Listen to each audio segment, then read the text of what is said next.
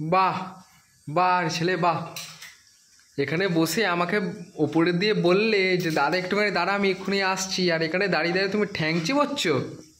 না না, আমি একটুখানি নুন দেখতে দিয়েছি একটু। আচ্ছা ওইটা, হ্যাঁ একটা গোটা ঠ্যাং দিয়ে তোমার কি বিচার গো মা, বাহ তোমার কি বিচার। তুমি ওকে একটা পুরো নুন চাকার জন্য পুরো গোটা একটা ঠ্যাং দিয়ে দিলে, আর আমাকে একবার ডাকার প্রয়োজন বোধ করলে না। তুই যখন মোমো চাপাতে গেছিলিস লুকিয়ে লুকিয়ে, আমি জিজ্ঞেস করেছিলাম যে দাদা কোথায় যাচ্ছিস? তুমি আমার জন্য কি করেছো? আমাকে একটা ঠ্যাং দাও। বাবা সেটা তোকে দেবো না, হতে পারে তোর কথাই আমি আগে ভেবেছি। এই তো দাও। তোর জন্য আমি বানিয়েছি। কি এই দেখ, টেন টেন টেন। এটা কি? Ten ten. এটা কি? চিকেনের ঝোল। এটাকে ঝোল বলে না, ওটাকে স্টু বলা। হ্যাঁ ওটাকে স্টু বলে। ওটা হেলদি বাবা, তোর কথা তোর ভালো ভেবেই করেছি। অরিসাতে এক্সারসাইজ শিখতে পারে মোটেই না, বাজে কথা বলছি না, তোর ভালো ভেবেই করেছি, ঠিক আছে? একদিনের জন্য আমার ভালো না ভেবো না মা।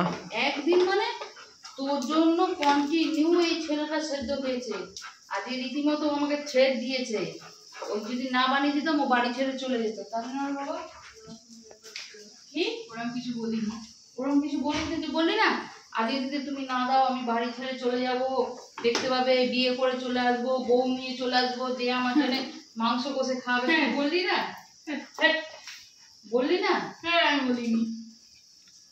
ও বলছিল রে বাবা, সেই জন্যই ভয়তেই করে ফেলতে। দেখ খেয়েছিস কেমন না? খেয়েছিস খেয়েছিস?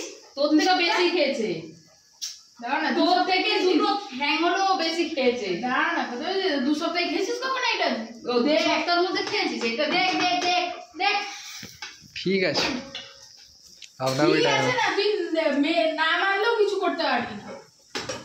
খেয়েছিস কখন না? ও দেখ তার আগে করেই তো এই বাড়াবাড়িটা করে ফেলেছে, তার আগে যা করার করে ফেলেছে, বুঝলি? করেই তো বাড়াবাড়িটা করে ফেলেছে। বল বিটু, হ্যাঁ কি করছে অরি? অরি কি করছে দেখ, মাঝখান দিয়ে অরি দড়িটাকে নিয়ে চলেছে। নে ভাই দাদা, নে ভাই দড়িটা নিয়ে একটু হাঁটি দে। অরির বক্তব্য এইটাই। তা চলো আজকে আমাকে ছোট ছেলে সন্ধ্যাবেলা রীতিমতো থ্রেড করেছে। একবার তুই তোর খা।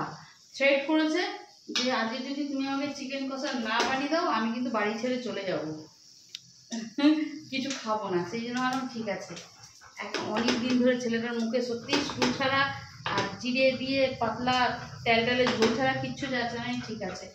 আর এই হচ্ছে তার পরোটা, এখানে বড় ছেলের জন্য স্টু হয়েছে, অরির জন্য চিকেন কষা, বুঝেছো? এই হচ্ছে আপাতত রাতের মেনু।